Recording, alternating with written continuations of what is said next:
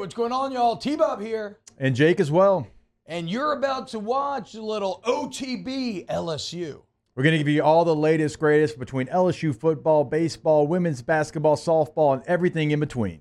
Bottom line, if you want to talk Tigers, keep it locked, subscribe, like it, and we hope you enjoy it. Jumping over to the defensive side of the ball, which, again, that's where the problems lied.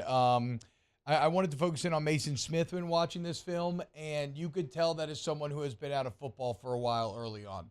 I do not think things would have gone well for him against that Florida State offensive line, for whatever that's worth. Like, it kind of does change my retrospective there, where I'm like, okay, the fact that he didn't play maybe isn't the worst thing, because he got better as this game went on. He, like, early on, Jake, playing too high, guys were just sticking on him. I mean, tiny guys half his side getting on him, and then him not getting him up. He started to shed more at the end. He had some nice swim moves at the end. So, like, he started to get it going. But you'd watch, like, Mekhi Wingo next to him. Mekhi Wingo's got them heavy hands. Like, he's coming out his hips. Mekhi's boom, bah, extended, whereas Mason Smith was letting guys in on him. So, struggled at first, finished better, but the road of expectation, let's maybe blunt our expectations for Smith a little bit as he tries to refine his football form. I mean, so yeah, we watched the tape, and then we're looking at the grades, and the grades kind of tell the same story. 56 overall, 41 in the run game, 69.7% in the pass rush, and the run fits or something. Now, Mason was the one guy on the defensive front that had a poor grade as far as run fits, but I'm going to go back a couple of levels. Like Mason Smith, I feel good. Like he'll find his way as he gets more reps. I mean, he hasn't been on a football field in over a year.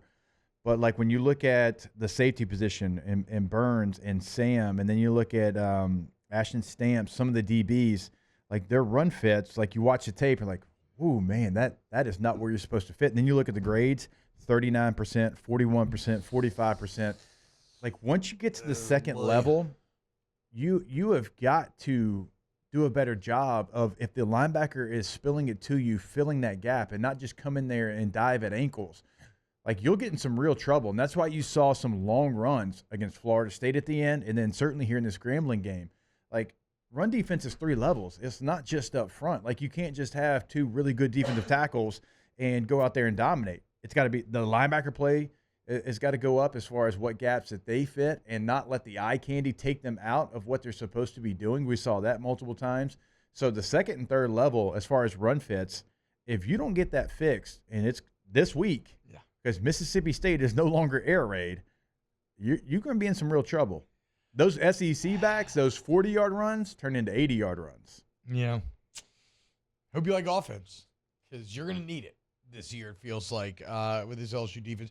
What do you think about Harold Perkins, Jake? They hadn't played more like a nickel linebacker this game, where at first I was like, I think I might hate this even more, but he actually had a couple okay coverage moments. He had a big hit the first play of the game. That was nice to see.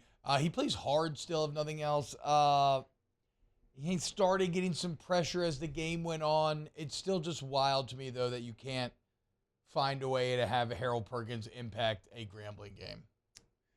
Almost like just terrorize a Grambling game. Yeah. Is I think what a lot of us were looking for. It's still not what it needs to be. I think Greg Brooks and Mekhi Wingo are the only players I like on defense. Right now. Yeah. Of the starters, of the guys that are out there and starting and playing every play. Yeah, I mean, the first play, it's just like there's so much space where Harold Perkins, I mean, he's a nickel Sam right now. Yeah. That's what he is. And even like now, even when he did rush, like I saw a lot of bull rushing. Like we didn't see any moves that we saw a year ago. He had one good hand swipe that I liked. Kind of the same, a little bit of that same ghost inside-out hand swipe that he used last week against FSU on the touchdown where he had his only good rush. So, I don't know. That's got to, like, you got to get some more pressure. What do you think, okay, with Perk, is that more scheme-related or play-related? Like, I don't want to go, like, it's interesting. One of my takeaways from this game is also that maybe I was a little hard on the offense week 1, that, yes, they look stale maybe in comparison to Mike Norvell, but this is, like, still an offense that is going to have a ton of success, and I think I believe that. Yeah. And so I'm not just trying to be reductive, make everything into the coach has got to be better, but, like, it is a little shocking that that Matt House seems to have this weapon in Harold Perkins that he just doesn't know what to do with, or can't figure out what to do. But we know he does because he's done it in the past. That's the circle that I can't square. That's what I can't figure out. And so, like, I'm gonna be honest, like because why would I not be? My worry is that you feel like you can't afford to put him in the position you did a year ago, because the position he's currently playing right now, there's nobody else that can come in and play that position to that level. And that's where you start to get worried. Because it's like, man, if he went back to where he was last year, like, who comes in for that position? And right now we don't know. So it's almost like you need somebody to come in and take that position over, because there's no rhyme or reason sometimes where he's lined up. I know. I didn't actually consider that. Yeah. I mean, you have one sack, by the way. Let's point that out. I know. You have one sack in 2 weeks.